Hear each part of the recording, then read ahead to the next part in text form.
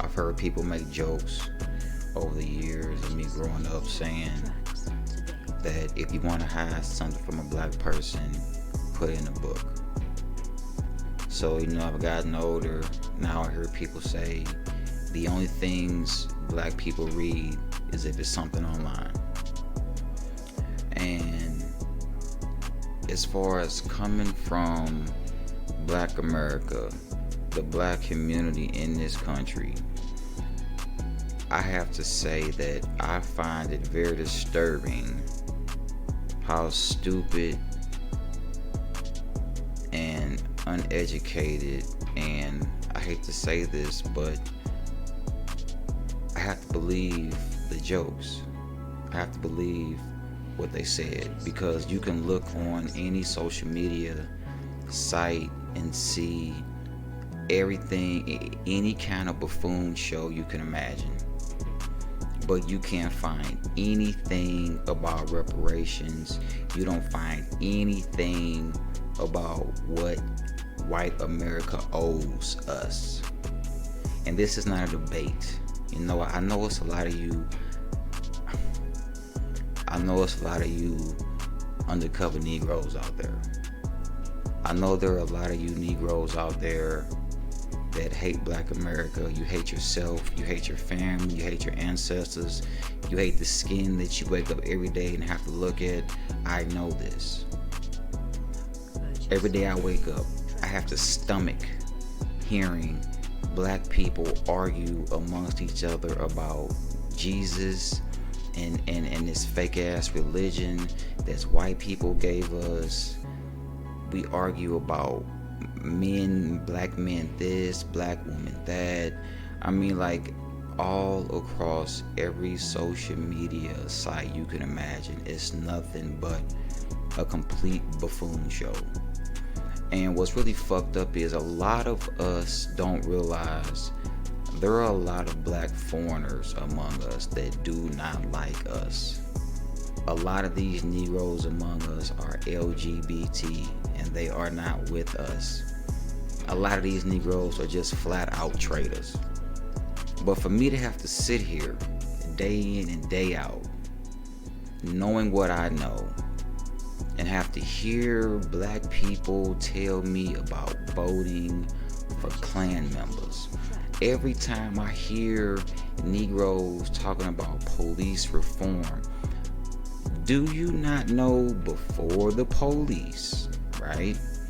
They were called slave catchers, right? Patty rollers, right? Before that, they were just called Klan members. Angry groups of racist white folks. But see, there's a lot happening that I don't understand. Everywhere I look, you have these LGBT Negroes, the ones that want to lay up and date white folks, right? And don't get it fucked up. I see y'all. I know the game. You white females, you white males, got these niggas out here twerking.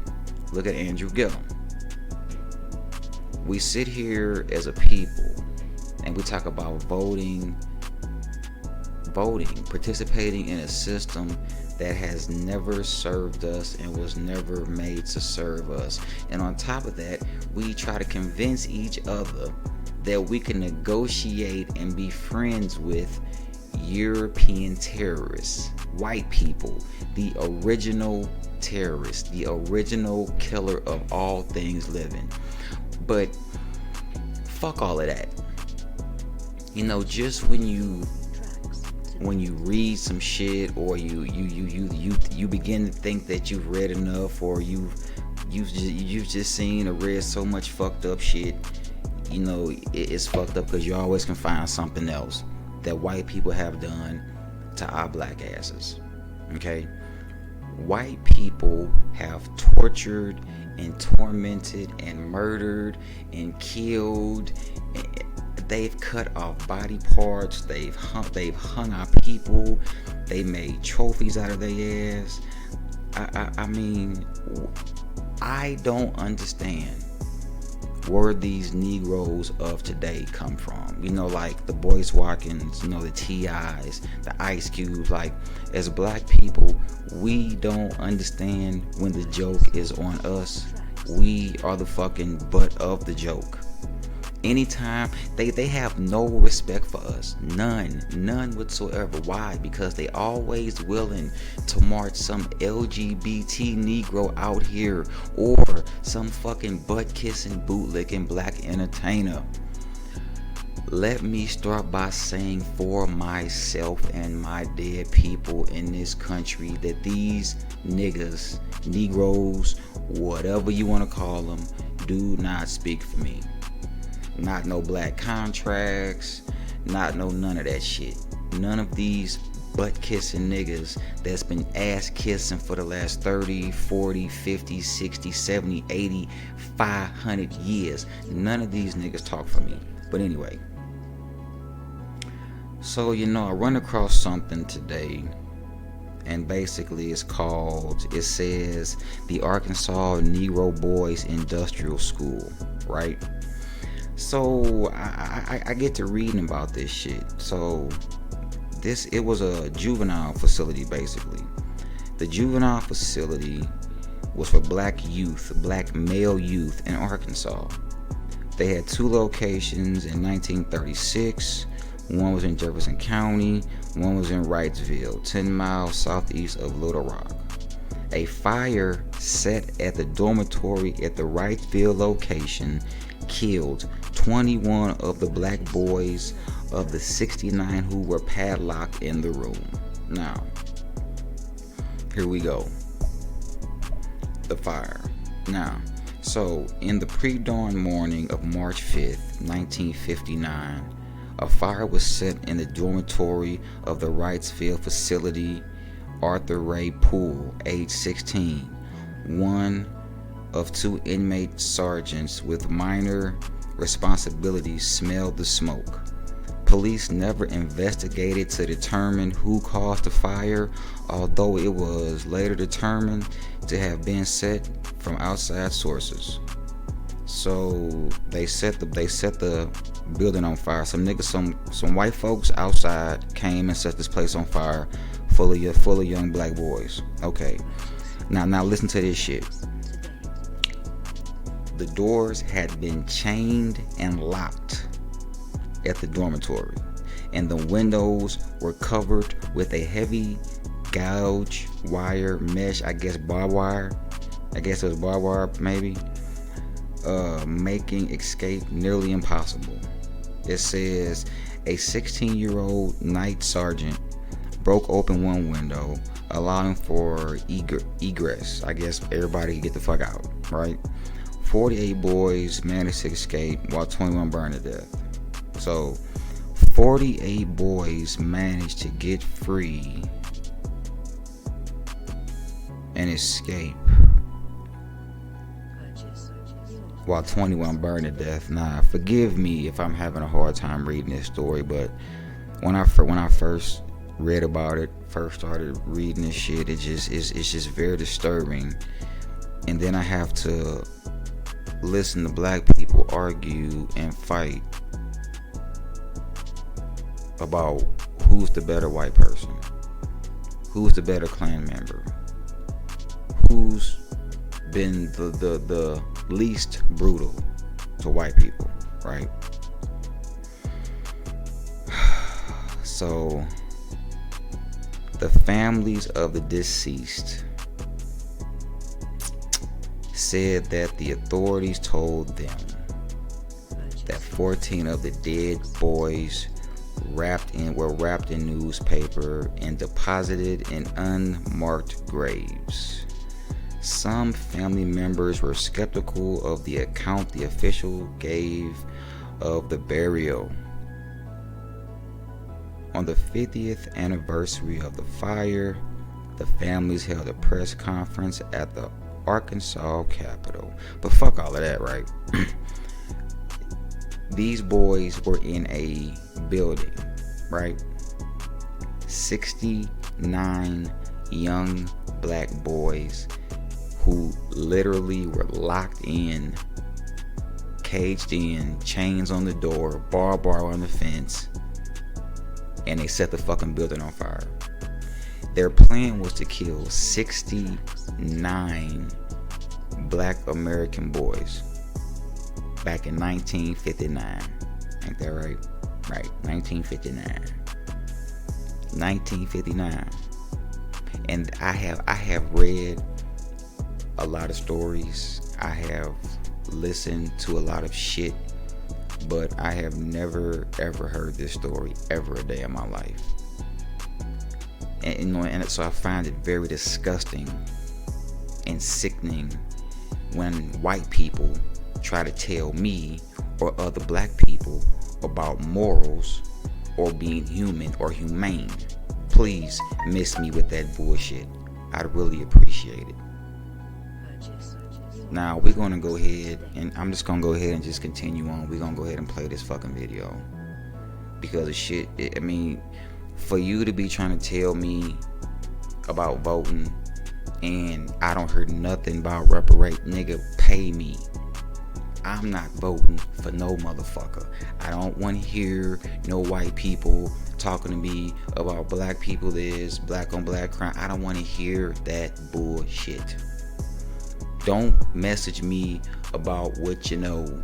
Don't send me comments about what you know. If you want to message me, talk about what these white folks owe black America. It ain't about what you know. Niggas, what they owe. But anyway, here we go. In 1959, 21 African-American boys died in a school fire in Wrightsville. Now, decades later, you won't find a grave marker for them, nor will you find an official cause of the fire. It's a story possibly unknown or forgotten by many, but it's a chapter in history that's far from being closed. For the last 5 decades, every year has been 1959 for Frank Lawrence. For the majority of his life, Lawrence has been trying to solve one of Arkansas's greatest mysteries. Nobody ever knew it existed because of the ability of the state of Arkansas to do such a fantastic job at covering it up. March 5th, 1959, 69 African-American boys, ages 13 to 17, including Lawrence's 15-year-old brother, Lindsey Cross, were padlocked into their dormitory for the night at the Negro Boys Industrial School in Wrightsville. Around 4 a.m., a fire mysteriously ignited, forcing the boys to fight and claw their way out of the burning building. But it was a carefully calculated murder that involved 21 boys, but it was designed to kill all 69 that were housed inside of this dormitory. Lawrence's life's mission has been to uncover the truth surrounding what he calls Arkansas's secret holocaust, which coincidentally is also the focal point of author Griffin Stockley's latest work. That most of the boys who were killed had run back to a corner of the building. When the smoke cleared that March morning, the 21 boys that had burned to death were found piled on top of one another in the corner of the dormitory.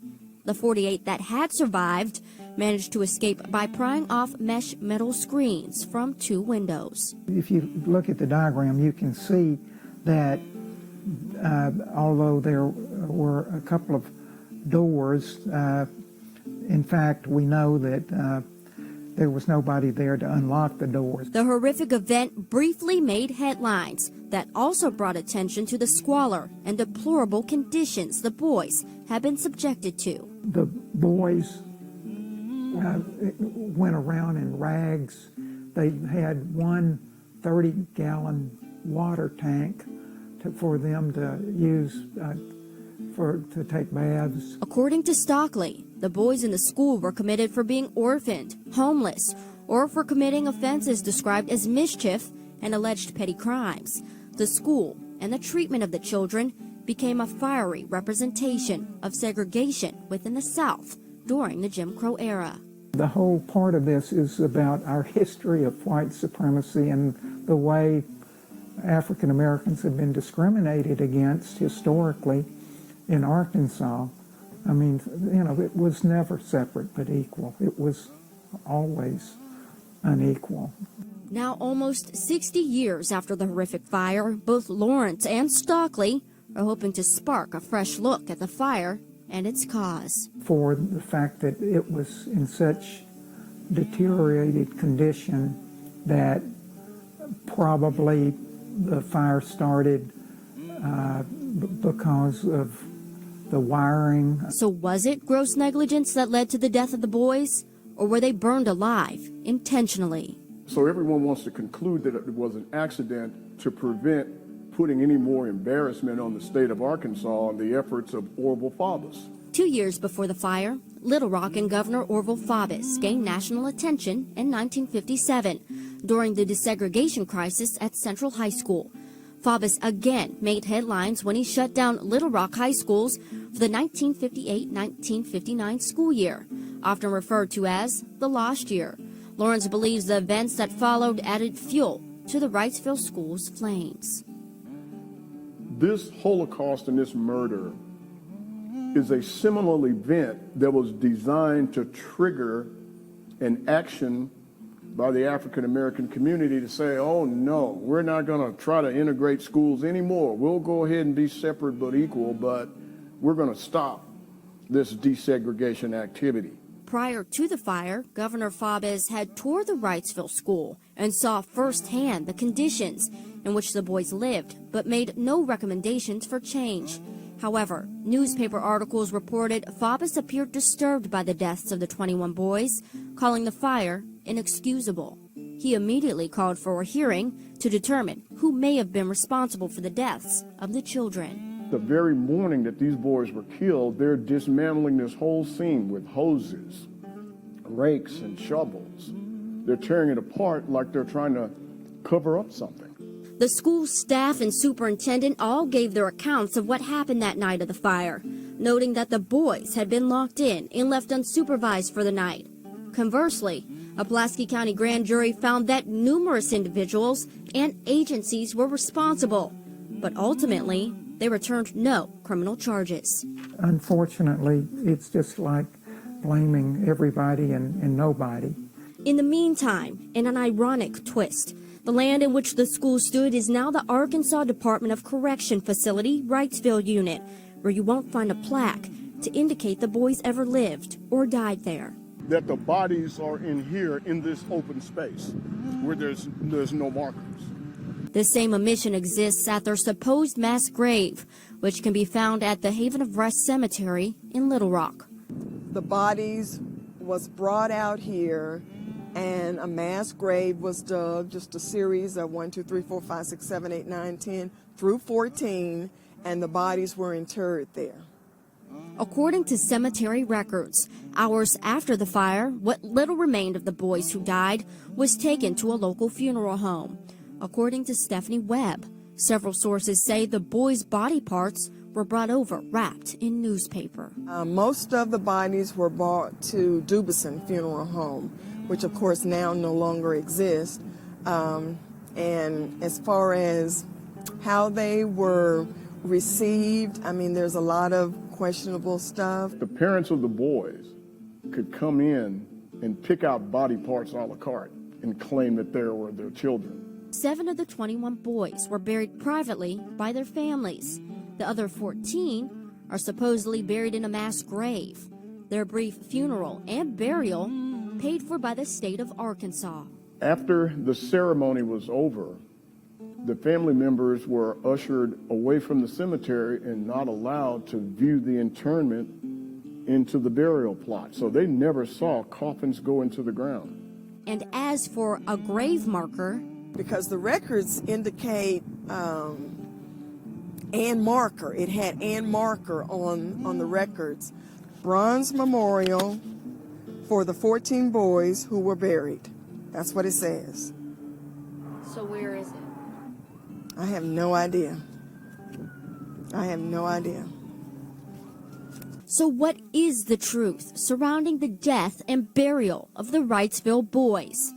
The truth is, we may never know. But Lawrence and Stockley both hope their upcoming books expose the perception that Arkansas apparently put little value on those young boys' lives. we have to feel some pain at some point about these things, as opposed to dismissing them as, you know, kind of an academic exercise or just part of our pathetic history of race relations in Arkansas and the South. The Claims Commission ruled in September of 1959 to award the estates of each of the 21 boys $2,500.